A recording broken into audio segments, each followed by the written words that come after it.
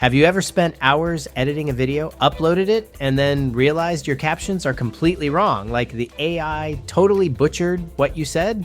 Yeah, I've been there, and it's super frustrating. That's why today we're talking about Captions AI.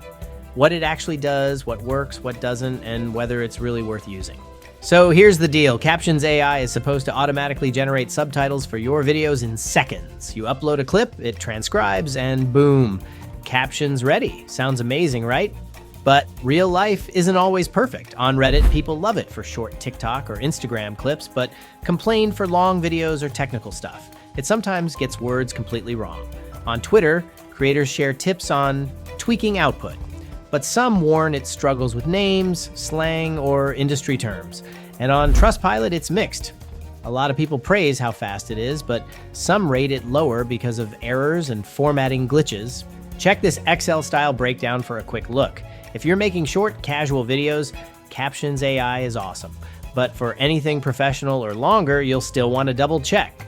Trust me, a tiny error in captions can make your video look sloppy. So yeah, that's my take. If this saved you from hours of caption frustration, hit that like button. And before you go, check my next video. Catch you there!